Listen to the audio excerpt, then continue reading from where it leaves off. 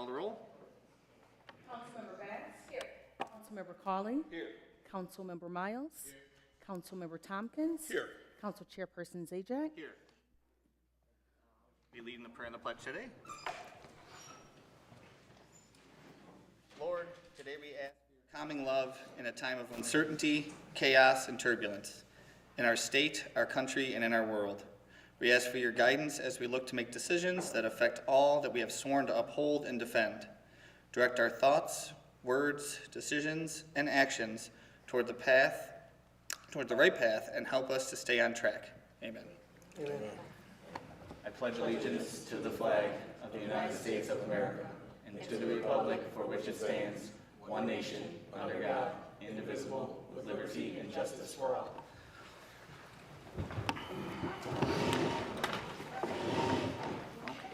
So next, we're going to have our public hearing.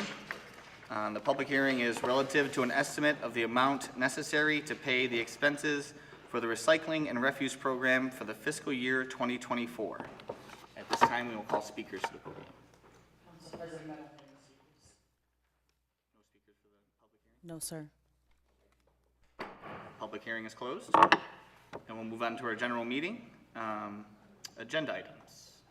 Speakers on agenda items, I'm sorry. Yeah, there's nothing here. I have no speakers on the agenda items either. Okay. Let's see. Administrative update. Nothing. Sorry. Forgot to plug in that important wire.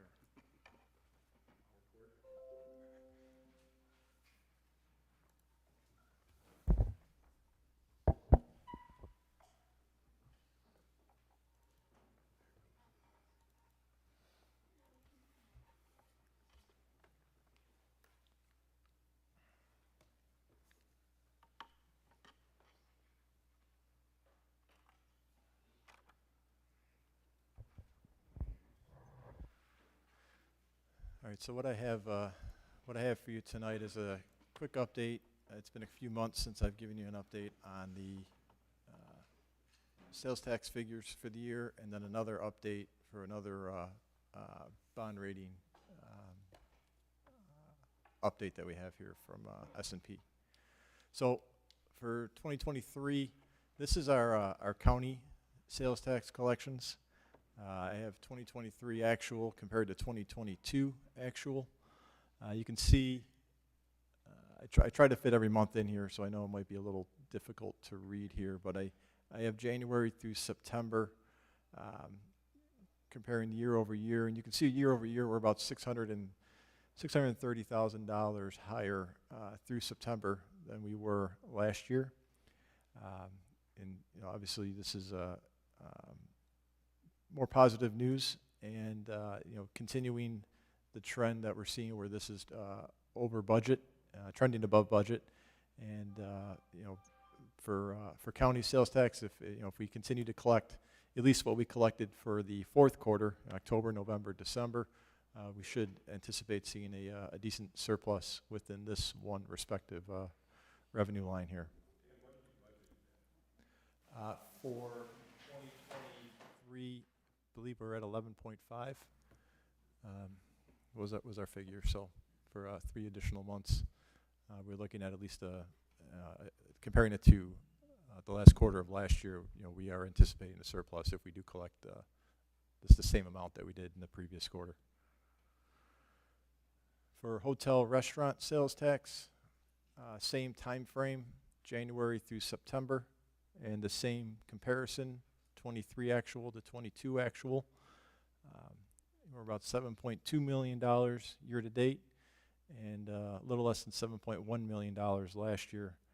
You can see month over month, there are months that we collected more than last year. There are some months that we collected less, but all in all, when you look at it year to date, we are over where we were last year, and again similar to the county sales tax. The last quarter of the year, just collect the same amount that we did. Again, we should be anticipating seeing a nice surplus within this revenue line as well.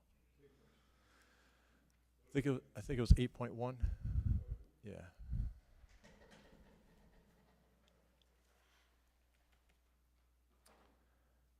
And then the last slide here, our bond rating update. So just last week, from I want to say about Wednesday or Thursday of last week, S&P provided their update to us, and more good news that we were originally rated with them as triple B with a stable outlook, and they did upgrade us to a triple B plus with maintaining a stable outlook. Again, similar to the other two, Fitch and Moody's, you know, the additional increases that you saw in the fund balance, you know, cash reserves, all the positives that have come out of the 2022 financial statements, you know, all played a role. And you know, looking at it in total, they again made a determination that an upgrade in our bond rating was warranted. So just a quick summary of the 2023 annual bond rating agency actions. Fitch, the outlook, they revised their outlook from triple B negative stable to triple B negative positive.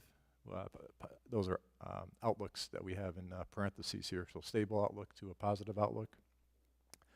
Moody's and S&P both provided upgrades to our actual ratings. So Moody's upgraded us from, I apologize, there's a typo there, upgraded from Baa3 positive to Baa2 stable. And like I said, S&P upgraded from triple B stable to triple B plus stable. To BAA3? Is that like the next? So Fitch and S&P use similar rating scales. Moody's is different, where you see that Baa3. Baa3 for Moody's is your lowest investment grade, where the lowest investment grade for Fitch and S&P is triple B minus. So they use different rating scales, and I can send you sort of a graph that has the three broken down into what their ratings look like. But for whatever reason, Moody's is just a little different for how they actually, what their actual rate. Moody's appears to, from in talking with our capital market advisor, Moody's is sort of the one that carries a little bit more weight. But all three are very reputable, and all three are the main three. But and that's it.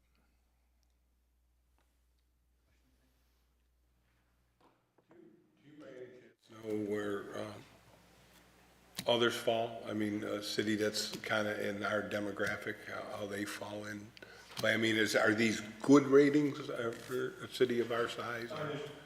Comparison to others? I don't have that answer. I would have to look to see either locally or other. I know we kind of get thrown into when they say comparison, you look at population and size and everything, and we sometimes get grouped into the Binghamtons of the world, and I think Schenectady is typically one that's thrown out there. I don't know what their ratings are. There's always in terms of improvements, you can see we've made improvements. There's and when I send you the rating scales, you'll see that there are ways to improve on those as well. But I don't know the answer to what the other entities are rated.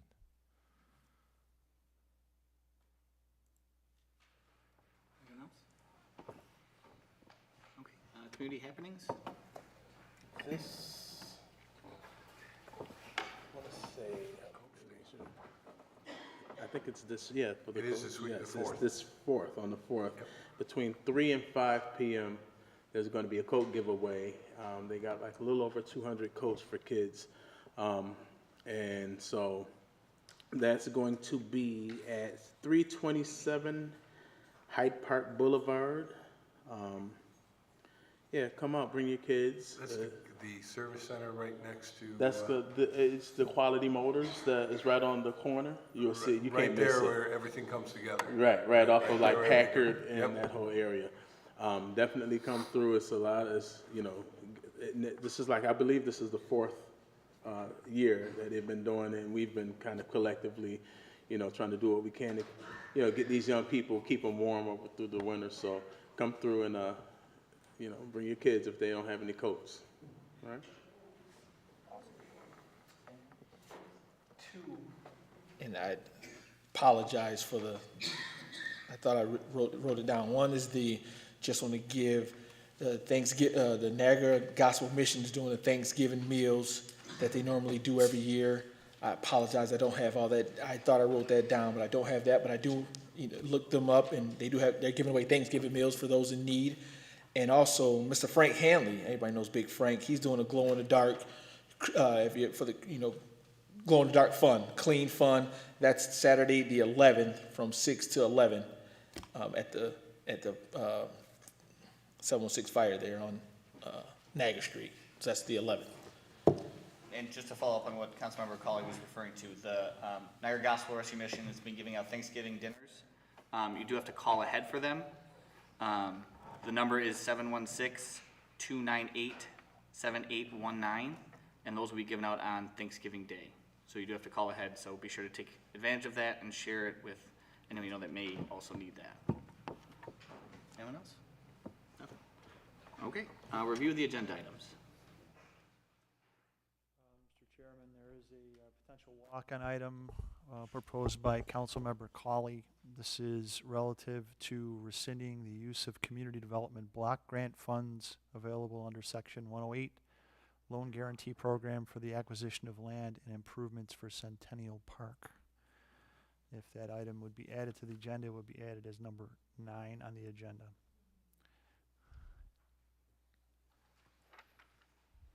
Is there, I guess we would need a motion to put it on the agenda and then a second.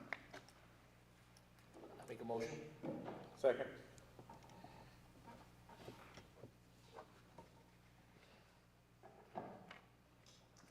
Item number 1.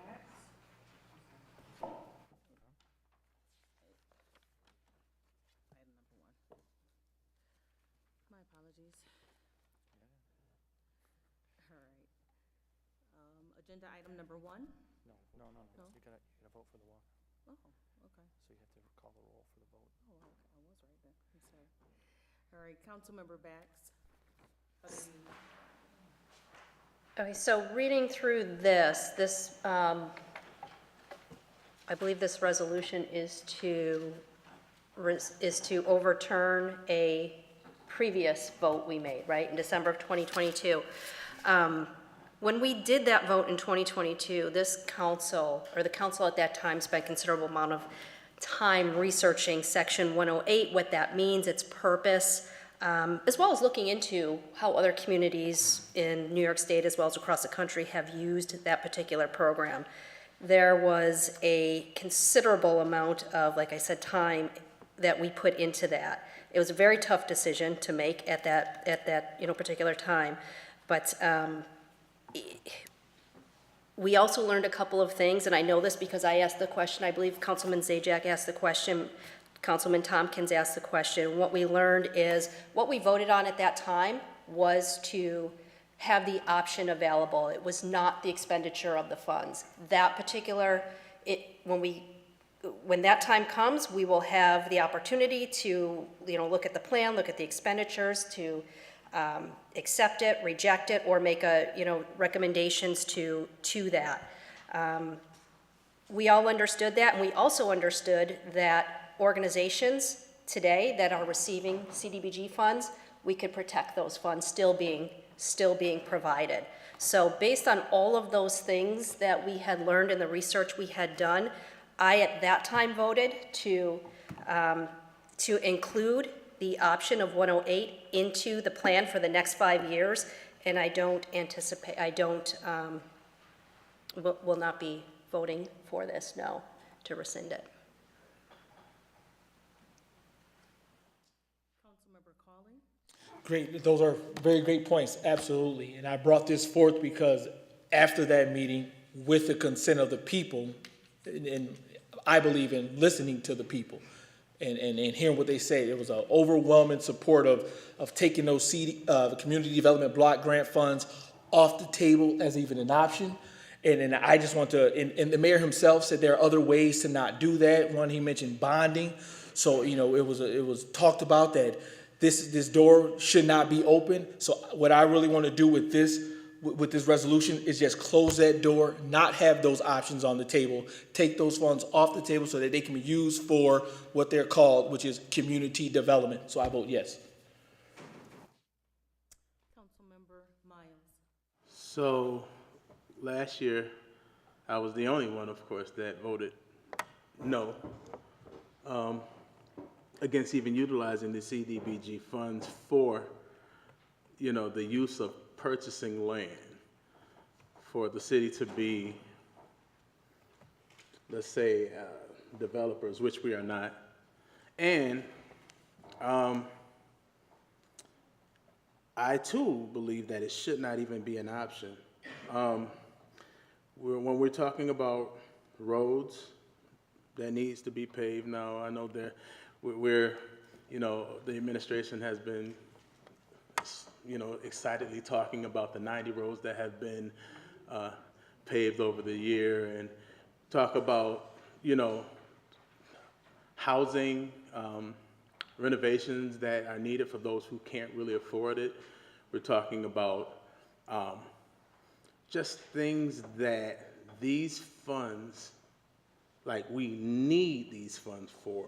And to do a 20-year borrow shouldn't even be, my daughter will be 34 years old before we pay it off.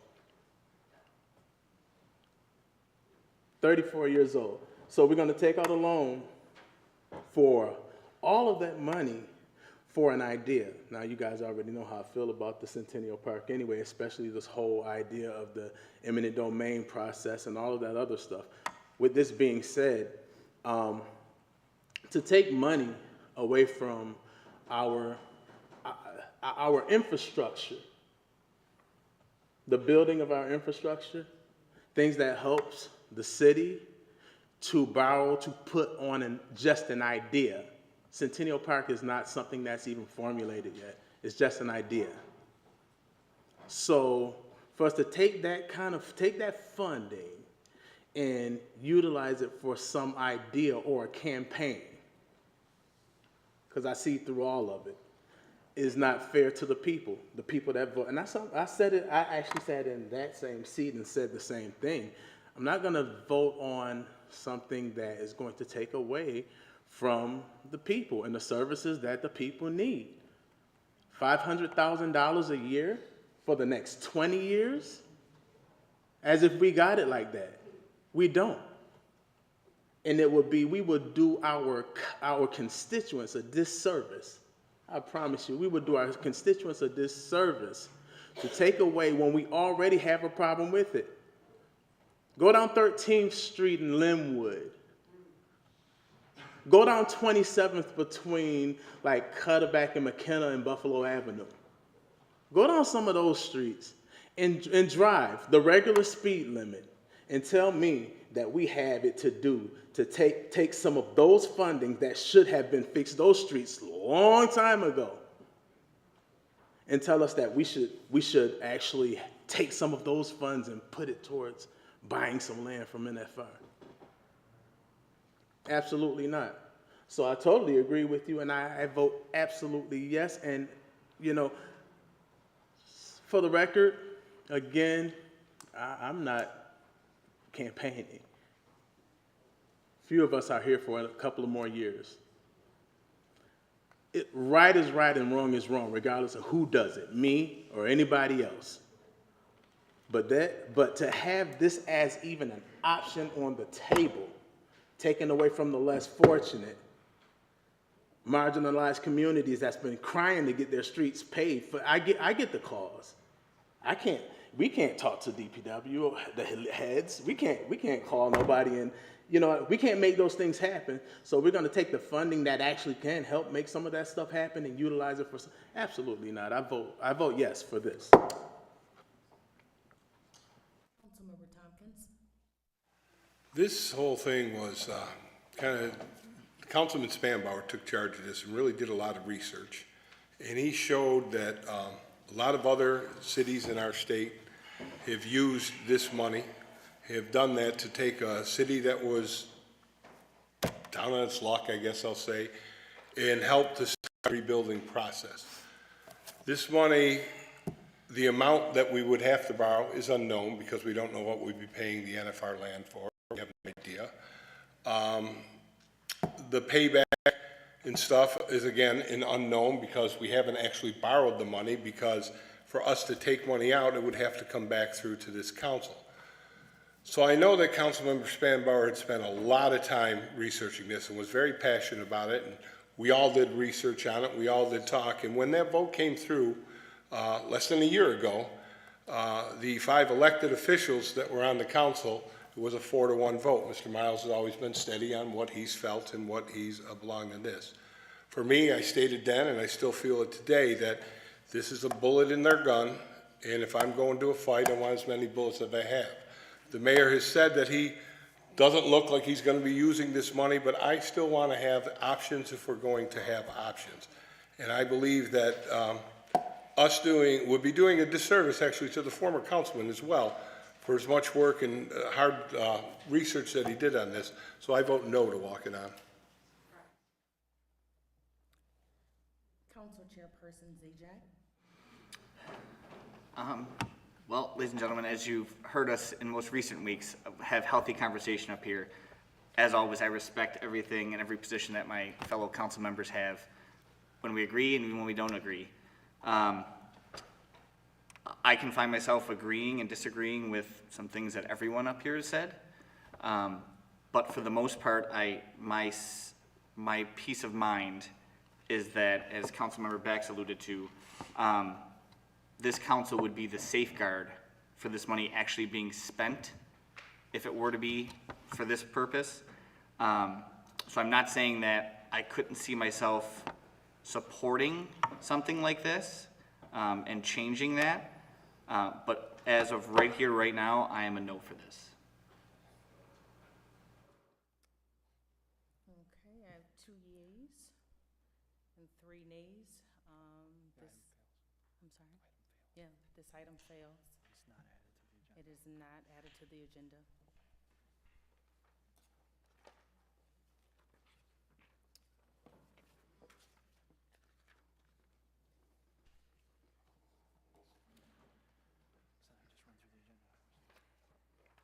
Okay. Agenda item number 1. Agenda item number 2. Agenda item number 3. Agenda item number 4. Agenda item number 5.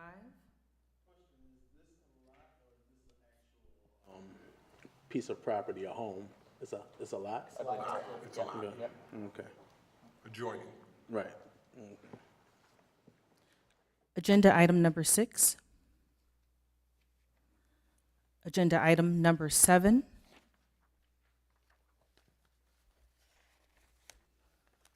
And agenda item number 8. It is approval of the contract for group life and accidental death insurance, the Standard Insurance Company. Councilmember Bax? Yes. Councilmember Cawley? You know, this is another one of those, you know, we voted on a resolution before to go with Hartford, and now just a snap later, we're going with Standard. To me, this is another example of ready, fire, aim, instead of ready, aim, fire. I mean, we should be having proper planning and elite execution. I still wouldn't allow it to go because we got to protect our people, but ready, fire, aim is just unacceptable. Yes. Councilmember Miles? Yes. Councilmember Tompkins? Yes. Council Chairperson Zajac? Yes. 5 yeas. This item has been passed. Council item number 3, agenda item number 3, excuse me, approval of waiver of bandstand fee for Town of Niagara Electric Light Parade. Councilmember Bax? Yes. Councilmember Cawley. Hope they enjoy it, yes. Councilmember Miles. Yes. Councilmember Tompkins. This here actually, a lot of our residents participate in it and go and enjoy it. I definitely vote yes. Council Chairperson Zajac. Yes. 5 yeas, this item has been passed. Agenda item number 4, approval of the contract for right of entry and access to Scott Lawn Care, Inc., 8420 Buffalo Ave, Wentz parking lot. Call the roll. Councilmember Bax. Yes. Councilmember Cawley. I would like to see something done with Wentz. It seems to be a solid building. We would love to be able to convert it in private hands, private investment, but yes. Councilmember Miles. Yes. Councilmember Tompkins. Yes. Council Chairperson Zajac. Yes. 5 yeas, the item has been approved. Item, number 5, approval of the sale of 1880 Pierce Avenue to Jason Parker in the amount of $500. Move it. Call the roll. Councilmember Bax. Yes. Councilmember Cawley. Yes. Councilmember Miles. Yes. Councilmember Tompkins. Yes. Council Chairperson Zajac. Yes. 5 yeas, this item has been passed. Agenda item number 6, approval to settle and pay the personal injury lawsuit of Craig Page in the amount of $10,000. Call the roll. Councilmember Bax. Yes. Councilmember Cawley. You know, we talk about community development funds being used to help with our infrastructure, and here we have an agenda item with a slip and fall accident on city-owned property. Wouldn't it be good to keep that money and fix up the city-owned property so we don't have to pay $10,000 to people? I think that's just common sense in my book. I'm not the smartest man in the world, but yes. Councilmember Miles. I concur, yes. Councilmember Tompkins. Yes. Council Chairperson Zajac. Yes. 5 yeas, this item has been passed. Agenda item number 7, relative to adoption of user fees for the recycling and refuse program for fiscal year 2024 by Councilmember Tompkins. Councilmember Bax. There is no increase. We had no public speakers on this tonight either, right? Yeah. Yes. Councilmember Cawley. There may have been no speakers, but I have talked to a number of you, of people at the door, at your homes, out in the street that complain about the service we are getting from our garbage, whether it's the lady Ruby out there in DeVoe who can't move the garbage can because the wheels broke off and it's taking her months, so some people weeks, some people months to get a replacement for their garbage. They've called, they've emailed, and they still haven't received the proper service. You know, to me, here we go again, another, it's the service that we're getting for what we're paying. We as a city invest in this, and we should be getting the service. We pay $4 million, $3.5 to $4 million for this service. And I've heard so many complaints about this. One of the top, people call it clean up our city, not only the crime, which is number 1, but the trash, the garbage, the cleanliness, that's number 2. So to me, that's just unacceptable. So and there's been no effort to move. I've emailed, I've sent emails, I've asked the question, what are we doing? How can we leverage our complaints that the city is, having to leverage and say, hey, contractor, Mr. Vendor, can you do something? Can we get better service? Can we get better attention? So I haven't seen any movement. This doesn't talk about any change, even though there's no increase, understood, but there should be a decrease, if not some sort of effort to do something better. So I'm a no. Councilmember Miles. So, along with that, I've dealt with the modern trash, lack thereof of good service. My wheel is broke. Actually, the whole bin is pretty much halfway torn to pieces. And the same type of complaints, I get the same ones. This whole user fee, and I said this at that, because I wasn't up here when that was voted on. I was out there on that, speaking on that, at that podium, pounding the podium. And I said, I called it what it was. I called it a money grabber. I know it was the whole scare of, we're gonna lose 10 firemen and 20 police officers, and that wasn't gonna happen. And so now we're here with this fee, and I agree. I feel like it should be phased out because for the service that we're getting or the lack thereof.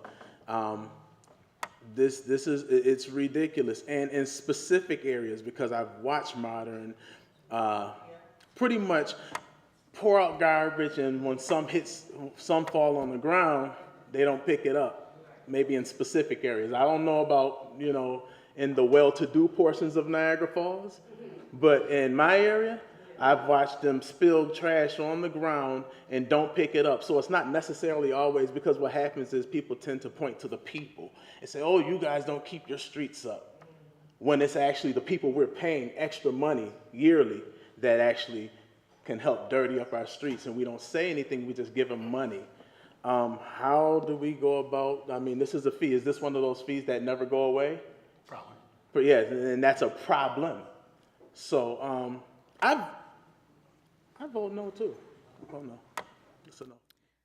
Councilmember Tompkins. Well, it's easy to vote no for this. It'd be very easy to do that. But somewhere we have to come up with $4.2 million in our budget, which we as council can find a way to do it so that we can remove the fee. So when you guys come up with a suggestion to save the 4.2, we can do something about this. But Modern has done a terrible job.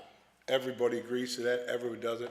I've had to chase them down the street, my street, and you know where I live, because same thing, garbage all over the street. It's like the people don't care. But the contract is up, I believe, March, April. I know an RFP is out. I know that in the RFP, they are addressing a lot of the issues.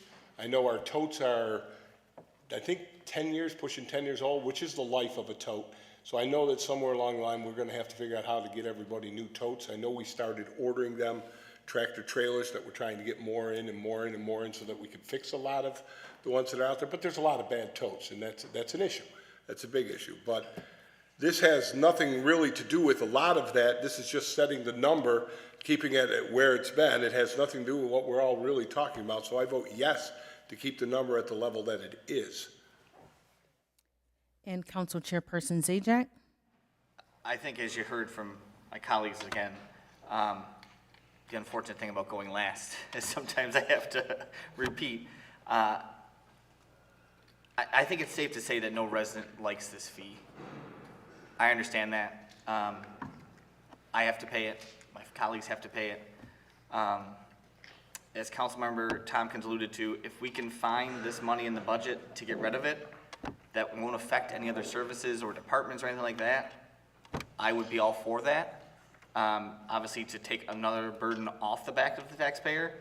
But as Councilmember Tompkins said, there's no increase for this year right now, and it is an unfortunate thing that we do all have to pay, so I vote yes. I have 3 yeas, 2 nays. This item has been passed. Agenda item number 8, relative to scheduling of the 2024 budget meetings by all council members. Councilmember Bax, Yes. Councilmember Cawley, Yes. Councilmember Miles, Yes. Councilmember Tompkins, Yes. Council Chairperson Zajac. I would like to thank my colleagues for assisting in getting back to me as quickly as possible when we put this together, as well as Mr. Morello, Mr. Mazer, and the administration for helping us get these dates nailed down. So yes. 5 yeas, this item has been passed.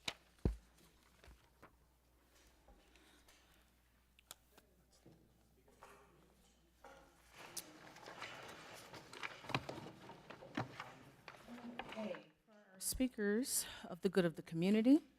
Our first speaker that we're going to have is Mr. Jeffrey Flock.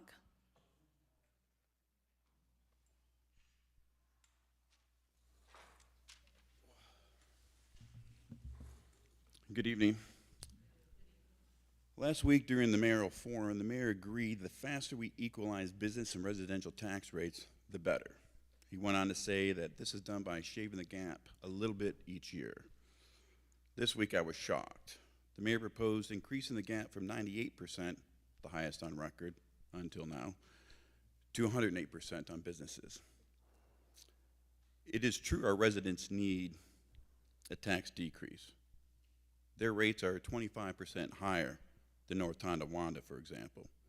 If we keep killing our businesses, however, our residents will have to move just to find employment, or at least to avoid unemployment. From 1960 to 2020, I'm sorry.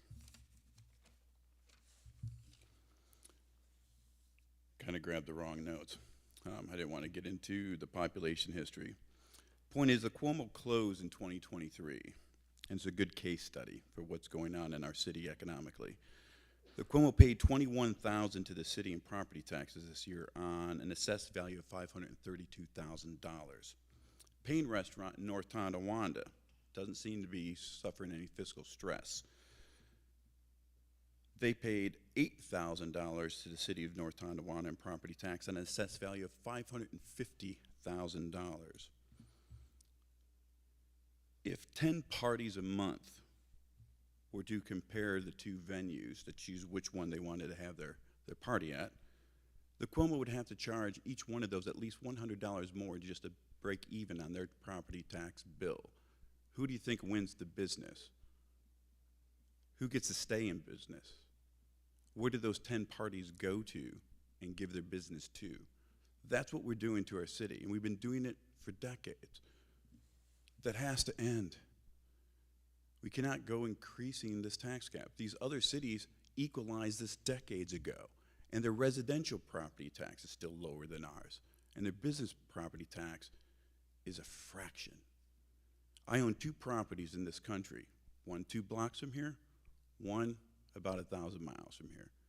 They're both assessed by their respective municipalities at nearly the same value. The one in North Carolina is actually assessed at a higher value than mine here. I pay 7 times the amount of property tax, and then I pay for my own trash on top of it. And for me, that's over, what is that? It's like $12,000 extra a year that I'm paying on top of my property taxes that are about $14,000 a year.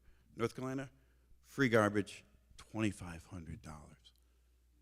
You're killing your economy, and you need to fix it. Please do it this year.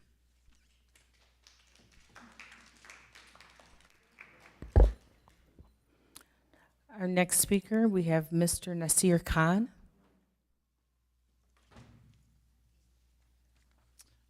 Good evening and assalamu alaikum. May the peace and blessings of God be upon you all. I stand here before you for concerns about the situation which the world is witnessing in arising due to the conflict between Israel and Gaza. My name is Nasir Khan. I'm the president of the Buffalo chapter of the Ahmadiyya Muslim community, which has sizable members residing in Niagara City and Niagara County as well. Most of what I'm going to say is basically adapted from the recent sermons of our Caliph, Mirza Masroor Ahmad, who is the head of the worldwide Ahmadiyya Muslim community. So I wish to make an appeal for prayers relating to the conditions of the world today.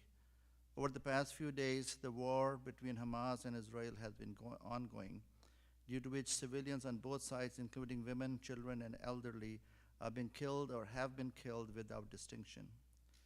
Even in times of war, Islam does not permit the killing of women, children, and anyone who is not engaged in fighting. This is something that Prophet Muhammad, peace be upon him, has very explicitly and strongly forbidden. Available evidence shows that Hamas initiated the war and is guilty of killing Israeli civilians indiscriminately. Even though the Israeli army has previously been blamed for killing many innocent Palestinians, Muslims, however, must still act according to the Islamic teachings. Peaceful methods could have and should have been adopted to resolve the issue. Thus, the actions of the Hamas are to be strongly condemned and have caused immense harm. Nevertheless, the response to what has occurred and the present conflict should have remained limited to Hamas, and that is what would constitute true bravery and courage. However, the actions being taken now are also very dangerous. It seems that as if there is no end to the situation in sight. The innumerable number of innocent lives of women and children that will be lost is unfathomable. The innocent who are not engaged in the war are not at all at fault. If the world considers Israeli women, children, and ordinary citizens to be innocent, then the ordinary Palestinians are also just as innocent. If true justice were to be established, such things would not transpire. If major powers did not have double standards, such restlessness and warfare in the world would not happen. If these double standards were eliminated, it would bring an end to such wars. The major powers put aside justice and are uniting in taking harsh measures. It appears that the world powers are bent on fanning the flames of war rather than putting them out. It does not appear that they wish to end the warfare. After the First World War, the major powers created the League of Nations to bring an end to wars. However, due to not fulfilling the demands of the justice and failing to establish its authority, it proved unsuccessful. Consequently, Second World War broke out, and it is estimated that more than 70 million people lost their life. The same is happening now with the United Nations. It was created to establish justice in the world and support the oppressed and try to bring an end to the wars. However, these are all far from being reality. Everyone is simply concerned with their own interests. The average person cannot even fathom the harmful consequences, but the major powers do. Despite this, there does not appear to be any practical attention given towards establishing justice. The rate at which the rate at which the state of war is escalating and how the major powers are adopting certain policies, it is apparent that the world war is staring at us in our faces. Now some leaders of Muslim countries have begun to openly state, as have Russia and China and some Western analysts, to write and proclaim that the scope of this war seems to be expanding. If wise policies are not immediately adopted, the world will face devastation. So I request all the members to join us in condemning the war and demanding immediate ceasefire. We have started a new campaign called Voices for Peace, and in that regard, on November 9th at 7 p.m. at 9610 Colvin Boulevard, we'll be having a session. All are invited. Thank you. Thank you. Our next speaker is Gloria Dawson.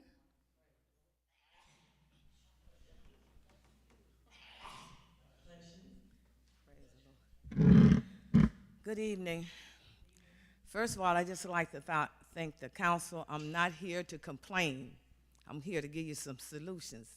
First of all, I applaud the young man for asking for prayer.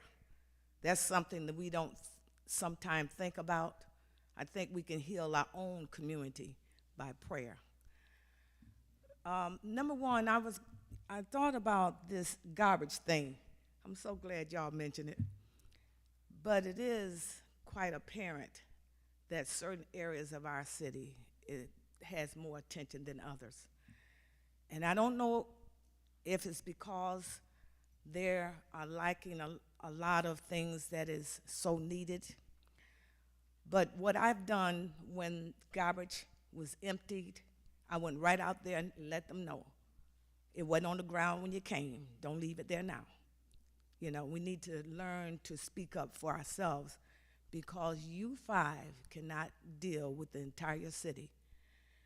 And on the other hand, we do know ourselves, when we put trash after the fact, sometimes people are, if they are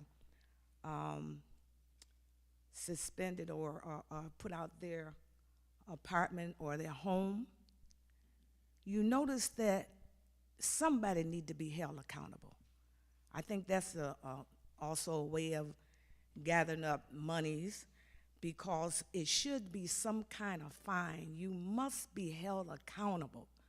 The city would not look like it does if all of us was held accountable. Babies come by and they throw maybe paper on the ground. You know why? Because they see older people do it. They see some of us doing it.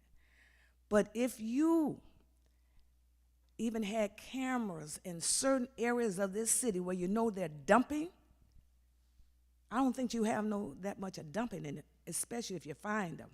We must come up with solutions to our problems that we keep talking about. And it's so easy. You go to Canada, you better not throw a piece of paper, not even sneeze. You'll be fined on the spot, or you taken to jail right then. Am I right about it? So why can't we do something to hold people accountable? They will have more pride in the city. Niagara Falls belongs to all of us. It is the honeymoon capital of the world.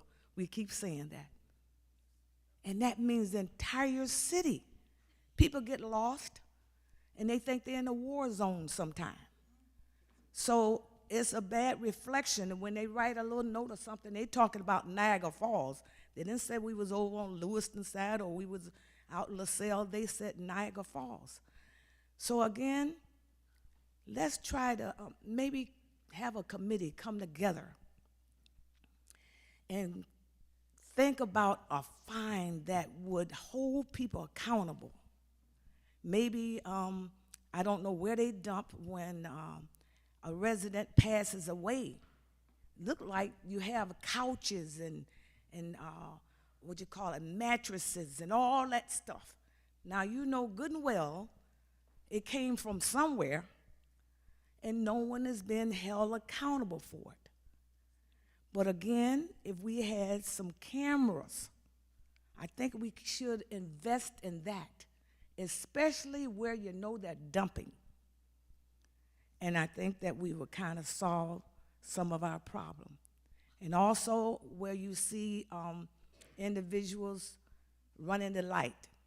Now that Packer Court area, which I can thank Ms. Dolson for it, is that big old sign that said, no turn on, right lane must turn right, right lane must turn right, right lane, and then it said no turn on red.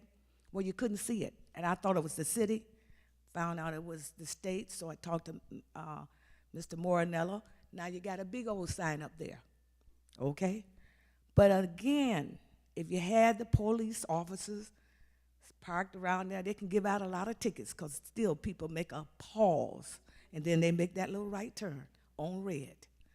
Let's utilize things that we can empower our city and our people.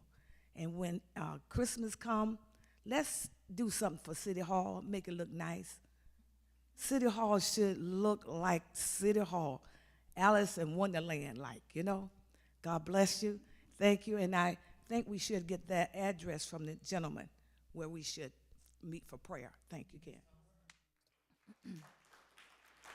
Next speaker, Mr. Robert Ventry.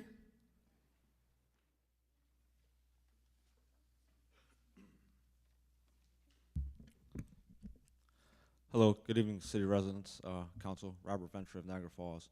A lot of roads were repaved this year. The workers at DPW have been doing a nice job fixing them. Some of the roads that were repaved didn't have much, if anything, wrong with them. The roads that should have been repaved are 18th Street from Ontario to Whitney Avenue. This road is in terrible condition.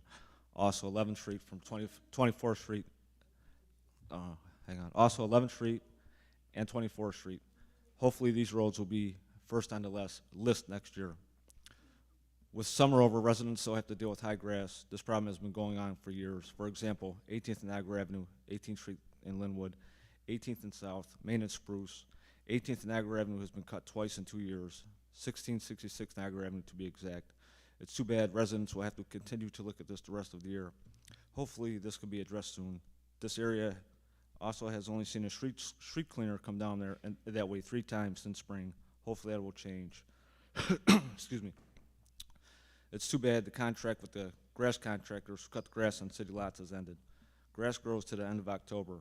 The contract should have ran to the end of October, not September. Now residents are going to have to look at overgrown grass on city lots throughout the winter. Maybe next year the contract can be extended to October. A lot of property has been sold in the city, and some of the owners are not taking care of them. High bushes, garbage piles behind their property, in my area anyway. The city, I had called the city months ago for high bushes and garbage in the alley like usual. Nothing has been done. I also called 311, and guess what? Nothing happened. You pay $100,000 a year for that, and they don't address the concerns. It should be taken out of the budget next year. That money can be spent on a lot better things. Keeping our neighborhoods clean should be a top priority. The downtown area also has a major skunk problem that should be looked into. Residents should not have to deal with this. This has been going on all summer and last summer. It seems we never had a skunk problem until garbage trains were allowed to sit on the train tracks in the north end for days.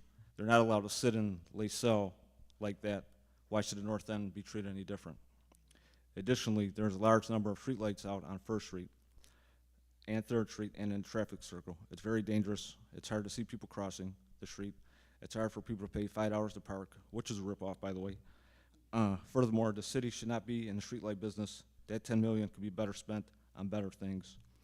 Also, there's a lot of potholes between 19th and Whitney going towards Walnut. Paid $90,000 for the pothole killer. Somehow missed them all. I reported a sinkhole on 18th and Pierce back in March. Still there. And I believe that's it. Thank you. Next speaker, Mr. Samuel Archie. He's not? Okay, thank you. That we have no more speakers. Yes, sir. Thank you everyone for coming tonight. Meeting adjourned.